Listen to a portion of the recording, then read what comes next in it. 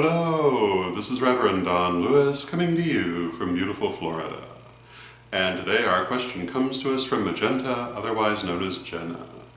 And Magenta has a question in follow-up to my recent vlog in which I did a tarot reading for the new year and asked people to do their own readings and put out the results on the comment section of the vlog.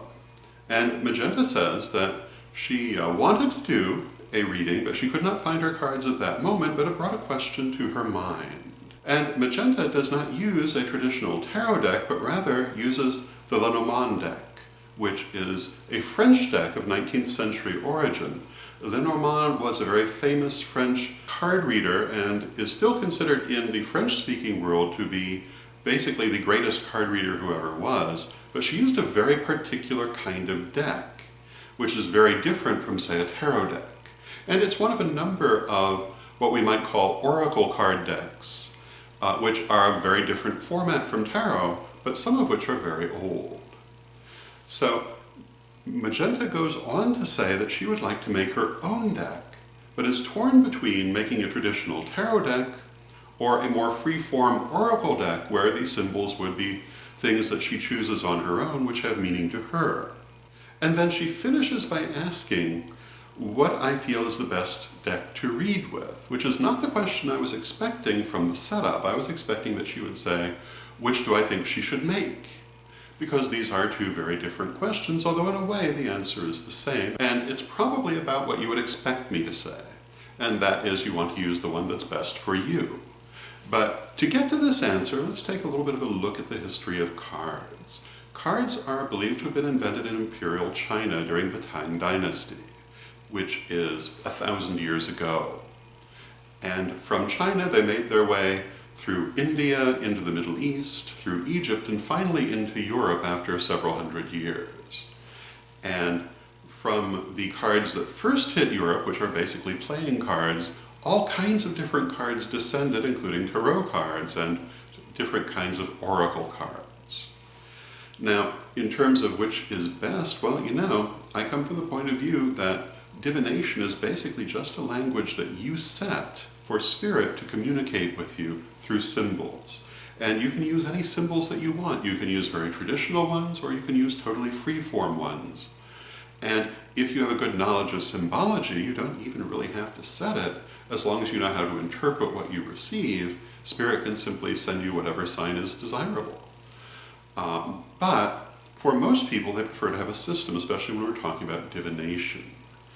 And is tarot better than a free-form oracle deck? Well, I wouldn't necessarily say so. I would say it depends on what you need for structure and what your references are. Many people are very comfortable with tarot and love to see the many different variations on the more or less traditional tarot form, although it is worth pointing out that there have been quite a few variations historically, as well as in contemporary time, on that order of cards in the tarot. And then there are other people who really love the oracle decks, which are basically each one unique unto themselves, and simply draw from different symbols that have meaning to the creator and to those who use them. And I would say that you really should ask yourself which you prefer. As to which kind of deck Magenta should create, I would say it really has a lot to do with what kind you want to read with, and also what you feel inspired by. If you're going to do artwork, you need to be inspired. And if an oracle deck is more inspiring to you, then that is really what you ought to do. And when you are inspired, what happens? Spirit flows through you. And you will find, I think, that you will come up with a much better deck if you're actually inspired by what you're doing rather than trying to fit in someone else's box.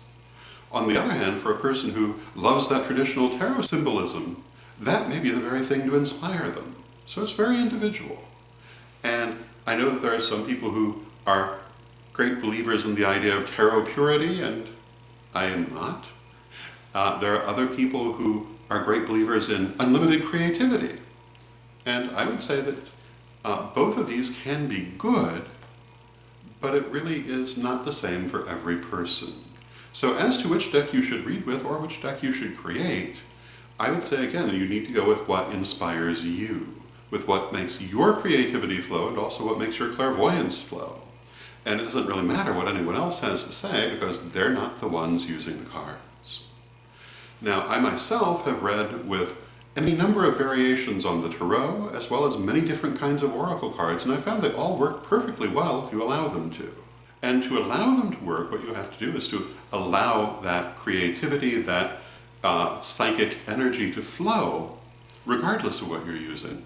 And I would say that anything in the universe can be used for divination, as long as you're open to allowing it to be used, and willing to allow that energy to flow through you in that manner with that stimulation. So, basically I would say, do the thing that draws you, but do not let yourself go into a box that you're not inspired by. So whether you're more inspired by tarot or by oracle cards, that really is all about you and your relationship to the cards and thence to spirit. And I would say to really think about what you want in the case of magenta and creating cards, or in other cases, think about what draws you. Think about what makes the energy move through you. Because it doesn't really matter how anybody else does with them if you're the one who's doing the reading. So those would be my thoughts on the matter, pretty much what you'd probably expect. And I hope you find them helpful, and until next time, may you blessed be. Reverend Don, super omnibus of incantations and invocations for all occasions. Mary Ann Kay and I created this massive compendium of magic and artwork for you to use in any way that you would like. There are literally hundreds of spells and hundreds of illustrations, which can be mixed and matched and used in many different ways. Check it out now at witchghoulstore.com.